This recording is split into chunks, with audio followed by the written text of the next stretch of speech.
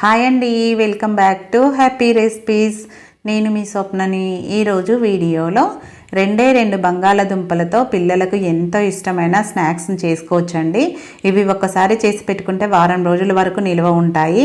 క్రిస్పీగా టేస్టీగా ఉంటాయి. పిల్లలకనే కాదండి, పెద్దవాళ్ళకైనా ఈవినింగ్ టీ టైంలో తినడానికి కూడా చాలా బాగుంటాయి. చాలా సింపుల్గా కూడా అయిపోతాయి. కాబట్టి తప్పకుండా ట్రై చేయండి.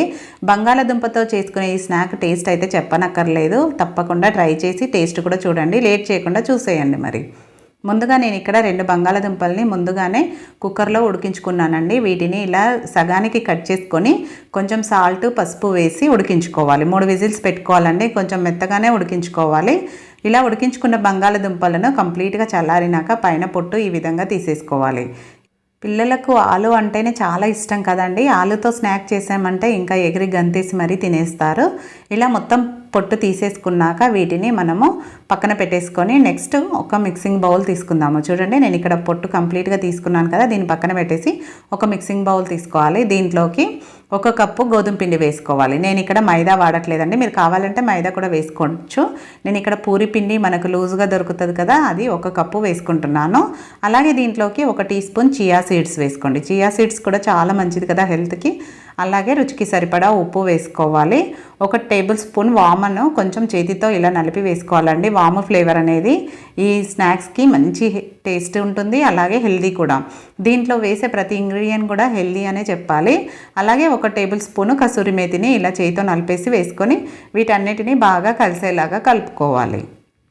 ఇలా ఒకసారి మొత్తం కలిపేసుకున్నాక నెక్స్ట్ దీంట్లోకి 1 టేబుల్ స్పూన్ బటర్ వేసుకోవాలి. ఒకవేళ మీ దగ్గర కనుక బటర్ లేదనుకోండి, ఆయిల్ వేడి చేసి వేసుకోండి. ఎందుకంటే మనకు స్నాక్ అనేది క్రిస్పీగా రావడం కోసం బటర్ వేయడం వల్ల క్రిస్పీగా వస్తుంది. ఈ బటర్ అంతా పిండికి పట్టేలాగా బాగా కలుపుకున్నాక నెక్స్ట్ బంగాళాదుంపలను ఈ విధంగా తురుముకున్నట్టు వేసుకోవాలి. మనం మామూలుగా అలానే వేసుకున్నాం అనుకోండి, కొంచెం మనకు ఉండలుగా తగులుతుంది. అలా కాకుండా ఇలా చేసుకుంటే మనకు బంగాళాదుంప అనేది స్మూత్గా అయిపోతుంది. అందుకనే దీన్ని కొంచెం మెత్తగానే ఉడికించుకోవాలి. ఇప్పుడు ఈ బంగాళాదుంప తురుము మొత్తం పిండిలో కలిసేలా కలుపుకోవాలి. మనకి పిండి కలుపుకోవడానికి దాదాపు బంగాళాదుంప తడియే సరిపోతుందండి. ఒకవేళ కలుపుకున్నాక మీకు సరిపోలేదు అంటే మాత్రం కొంచెం వాటర్ ఇలా చేతిలో చల్లుకొని కలుపుకోవాలి. లేదంటే వాటర్ ఎక్కువైపోయి పిండి లూజ్ అయ్యే ఛాన్స్ ఉంటుంది. కాబట్టి వాటర్ అనేది ఒకేసారి వేసుకోకండి. ఇలా మొత్తం కలుపుకున్నాక మాత్రమే వాటర్ వేసుకోండి. చూడండి, ఇలా చపాతీ ముద్దలాగా కొంచెం గట్టిగానే కలుపుకోవాలి.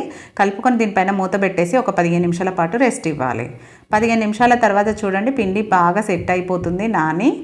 ఇలా బాగా నానిన పిండిని 1 నిమిషం పాటు బాగా నీట్ చేసుకున్నాక కిచెన్ టాప్ పైన ఇలా వేసేసుకొని, మీరు కావాలంటే చపాతీ చేసే పీట ఉంటుంది కదా, దానిపైన అయినా పర్వాలేదు. నేనైతే దీనిపైనే చేసేస్తున్నాను. కొంచెం పొడి పిండి చల్లుకొని ఈ విధంగా చేసుకొని మనకు ఈక్వల్ పార్ట్స్ కింద వచ్చేలాగా ఎన్ని ముద్దలు అవుతాయో అన్ని చేసుకోండి. నాకైతే ఇక్కడ 5 ముద్దలు అయ్యాయి. వీటిని రౌండ్స్గా చేసేసుకొని దాంట్లోకి వేసేసుకోవాలి. వేసుకొని ఒక ముద్దను తీసుకొని చేతిలో ఇలా రౌండ్గా మనం పూరి ఎలా చేసుకుంటామో అలా ఒత్తుకున్నాక కింద పొడిపిండిని చల్లుకొని మనం చపాతీని ఎలా తాల్చుకుంటామో ఆ విధంగానే తాల్చుకోవాలి. మీకు వీలైనంత సన్నగా తాల్చుకోవాలండి. ఎంత సన్నగా తాల్చుకుంటే మనకు అవి అంత క్రిస్పీగా వస్తాయి. మనం చపాతీ చేసే కర్ర ఉంటుంది కదా, దాంతో సన్నగా తాల్చుకోవాలి. ఇది మైదా కాదు కాబట్టి మనము ఈజీగా తాల్చుకోవచ్చు. కొంచెం పిండి ఎక్కువ వేసుకొని మనకి ఎంత వీలైతే అంత మన చెయ్యి కనిపించేలాగా ఉండాలి. చూడండి, ఈ విధంగా సన్నగా తాల్చుకోవాలి. ఇలానే మిగతా 4 కూడా చేసేసుకోవాలి. నేను ఇక్కడ 4 చపాతీల్లాగా చేసేసుకున్నాక కంప్లీట్ అయ్యాక చూపిస్తున్నాను. చూడండి, ఇలా ముందుగా ఒకటి వేసేసుకోవాలి. కింద ఫ్లోర్ పైనే ఒకటి వేసేసుకొని దానికి మొత్తం ఆయిల్ అప్లై చేసుకోవాలి. ఎక్కడా కూడా గ్యాప్ లేకుండా నీట్గా ఆయిల్ అప్లై చేసుకోవాలండి కంప్లీట్గా. ఇలా అప్లై చేసుకున్నాక ఇప్పుడు దీనిపైన ఇంకొక చపాతీ వేసుకోవాలి. మనం ఆల్రెడీ తాల్చుకొని పెట్టుకున్నాం కదా, అది వేసుకోవాలి. ఇలా ఒకదానిపైన ఒకటి 5 కూడా వేసేసుకోవాలి. మీకు ఒకవేళ 4 ముద్దలు అయ్యాయి అనుకోండి, 4 చేసుకున్నా పర్వాలేదు. కొంచెం పెద్ద సైజులో వచ్చినా 4 వేసుకున్నా పర్వాలేదు. నేను ఇక్కడ 5 కంప్లీట్గా వేసుకున్నాక చూపిస్తున్నాను. చూడండి, ఇలా కొంచెం లావుగా ఉంటుంది కదా, దీన్ని కూడా వీలైనంతగా తాల్చుకోవాలి. మరి సన్నగా తాల్చొద్దండి. 5 వేసుకున్నాం కదా, చూడండి ఈ విధంగా తాల్చుకోవాలి. తాల్చుకొని ఇప్పుడు ఏదైనా ఒక క్యాప్ తీసుకొని అన్నీ ఒకే సైజులో రావాలి అంటే ఇలా క్యాప్తో కట్ చేసుకోండి.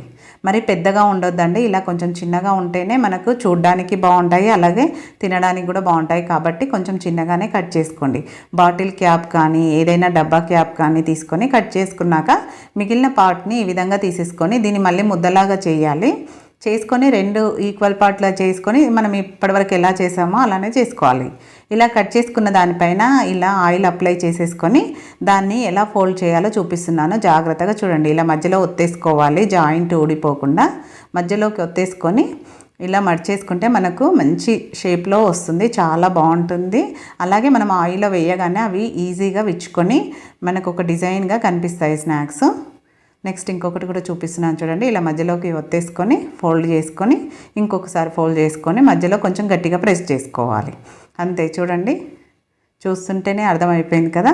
ఇలానే మిగతావన్నీ కూడా ఒకేసారి చేసి పెట్టేసుకొని మనం ఇప్పుడు స్టవ్ పైన ఆయిల్ పెట్టేసుకుందాం.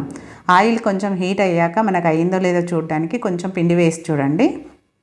ఎక్కువ హీట్లో ఉండొద్దు. ఇలా కొంచెం హీట్ అయ్యాక మనకు తెలిసిపోతుంది కదా, ఇలా వెంటనే పైకి రావద్దు అనమాట, నూరగలాగా ఇలా ఉండాలి. ఇప్పుడు మీడియం ఫ్లేమ్లో పెట్టుకొని మనకు ఆయిల్లో ఎంతవరకు పడతాయో అంతే వేసుకోవాలి. ఇలా వేయించుకుంటేనే మనకు క్రిస్పీగా లోపల వరకు ఫ్రై అవ్వగలుగుతాయి. మనం ఒకవేళ ఆయిల్ ఎక్కువ హీట్లో వేసామనుకోండి పైన కలర్ వచ్చేస్తాయి, లోపల ఉడకవు. కాబట్టి ఇలా కొంచెం మీడియం హీట్లో ఉన్నప్పుడే వేసేసుకొని మీడియం ఫ్లేమ్లోనే పెట్టుకొని ఇలా మంచి గోల్డెన్ కలర్ వచ్చే వరకు ఫ్రై చేసుకోవాలి. అన్ని వైపులా తిప్పుకుంటూ ఇలా మంచి కలర్లోకి వచ్చాక క్రిస్పీగా ఉంటాయండి. వేడి మీద ఉన్నప్పుడు కొంచెం మెత్తగా ఉంటాయి, కానీ చల్లారాక క్రిస్పీగా అవుతాయి. పూర్తిగా చల్లారినాక ఒక స్టీల్ డబ్బాలో కనుక వేసుకుంటే క్రిస్పీగా టేస్టీగా చాలా బాగుంటాయి. ఈవినింగ్ టీ టైంలో తినేటప్పుడు ఇవి పక్కన పెట్టుకొని తిన్నారంటే చాలా టేస్టీగా బిస్కెట్స్తో తిన్నట్టుగా ఉంటుంది. అలాగే పిల్లలకు స్నాక్స్ లాగా పెట్టడానికి కూడా గోధుమ పిండితో చేసాము, అలాగే బంగాళాదుంప కాబట్టి చాలా బాగుంటాయి, హెల్తీ కూడా. కాబట్టి తప్పకుండా ట్రై చేయండి. ఇలానే మిగతావన్నీ కూడా ఫ్రై చేసుకోవాలి. ఇలా అన్నీ ఫ్రై చేశాక చూపిస్తున్నాను చూడండి ఎంత కలర్ఫుల్గా యమ్మీగా ఉన్నాయో. బంగాళాదుంపతో చేసామంటే ఎవ్వరూ నమ్మరండి, మనం చెప్తే కానీ వాళ్ళకి తెలియదు తినే వాళ్ళకి. కాబట్టి తప్పకుండా ట్రై చేయండి మీరు కూడా. చేశాక మీకు ఎలా కుదిరింది అనేది కూడా ఫీడ్బ్యాక్ పెట్టండి. అలాగే వీడియో కనుక నచ్చితే లైక్ చేయండి, షేర్ చేయండి, సబ్స్క్రైబ్ చేసుకోవడం మాత్రం అస్సలు మర్చిపోకండి. పక్కన ఉన్న బెల్ బటన్ కూడా యాక్టివేట్ చేసుకోండి. అలాగే హైప్ ఇవ్వడం కూడా అస్సలు మర్చిపోకండి. సబ్స్క్రైబ్ చేసుకోండి. Thank you for watching.